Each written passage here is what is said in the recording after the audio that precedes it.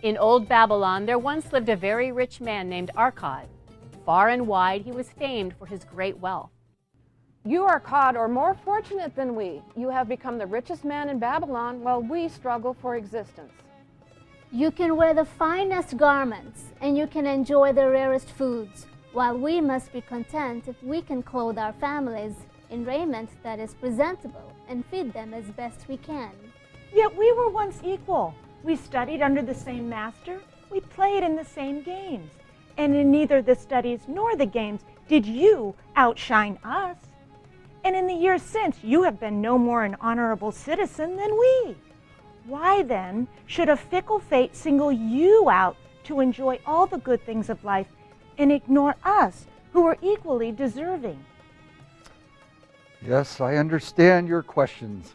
If you had not acquired more than a bare existence in the years since we were youths, it's because you either have failed to learn the laws that govern the building of wealth, or else you do not observe them.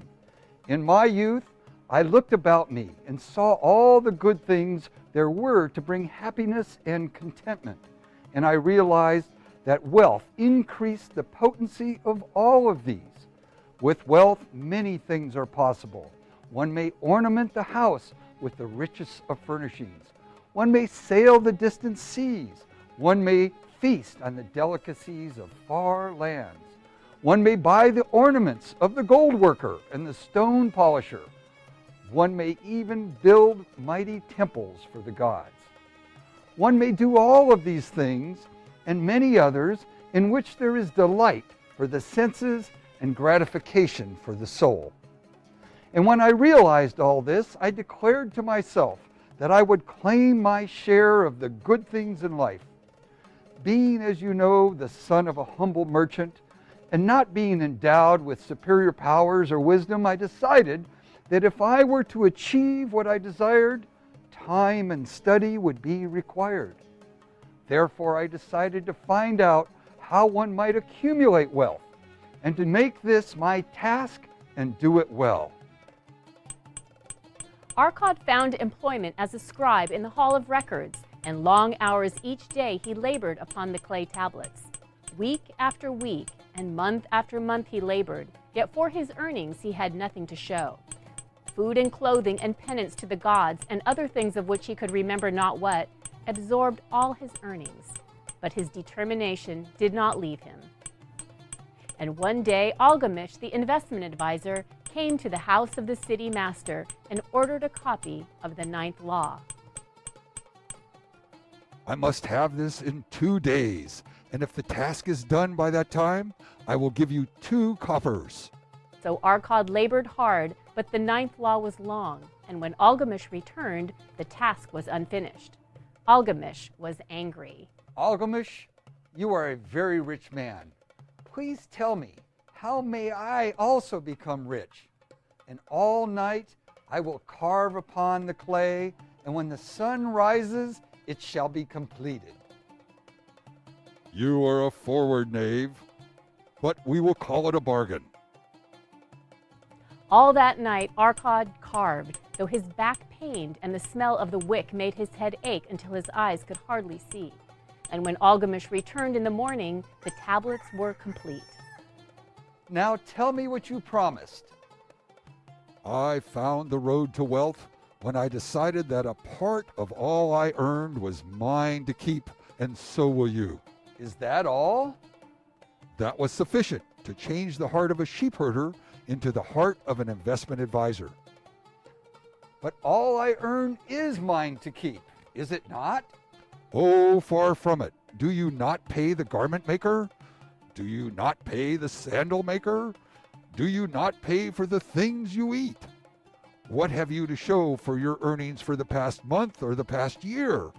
Fool, you pay everyone but yourself. If you did keep for yourself 1/10 of all you earn, how much would you have after 10 years? As much as I earned in 1 year. You speak but half the truth. Every gold piece you save is a worker to work for you.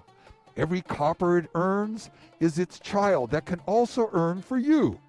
If you are to become wealthy, then what you save must earn, and its children must earn, and its children's children must earn, that all may help to give you the abundance you crave. You think I cheat you for your long night's work, but I am paying you 1,000 times over if you have the intelligence to grasp the truth I offer you. A part of all you earn is yours to keep. It should not be less than 1/10, no matter how little you earn. It can be much more as you can afford. Pay yourself first. Wealth, like a tree, grows from a tiny seed. The first copper you save is the seed from which your tree of wealth shall grow.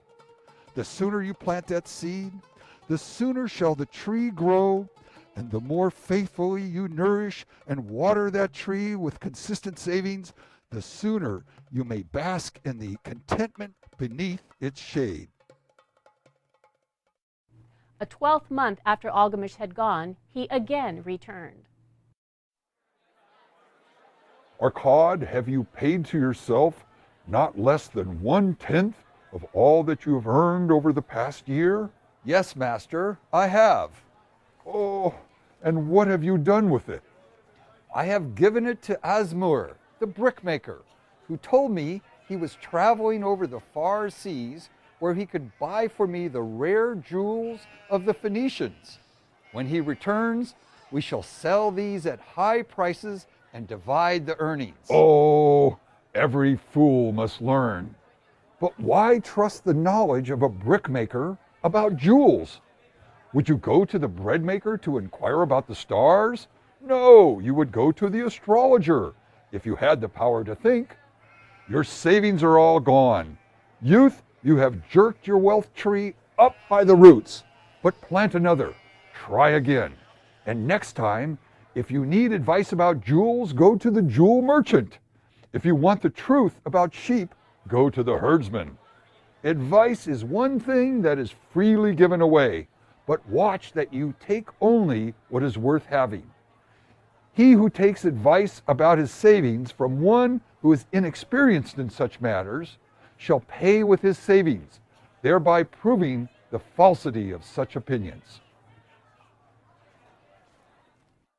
Arcad did not see Algamish for 2 years, when he once more returned, and his face was full of deep lines and his eyes drooped, for he was becoming a little older. Arcad, hast thou yet achieved the wealth thou dreamed of? Not yet all that I desire, but some I have, and it earns more, and its earnings earn more. And do you still take the advice of the brickmakers? About brickmaking, they give good advice. Oh, Arcad, you have learned your lessons well. You first learned to live upon less than you could earn. Next, you learned to seek advice from those who were knowledgeable and competent to give it. And lastly, you have learned to make gold work for you. I am becoming an older man. My sons think of spending and give no thought to earning. My interests are great, and I fear too much for me to look after.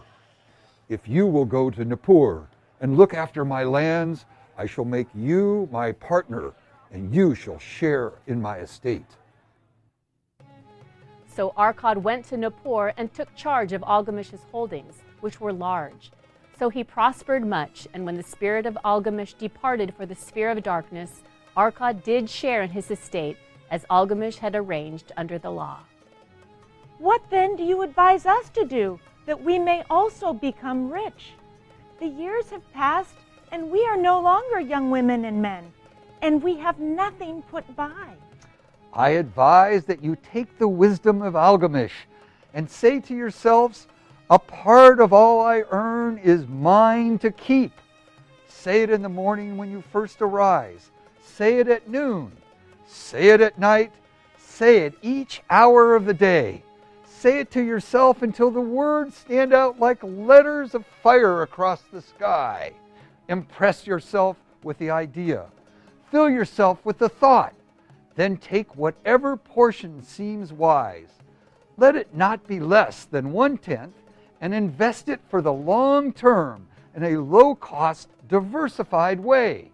Arrange your expenditures to do this if necessary, but lay aside that portion first.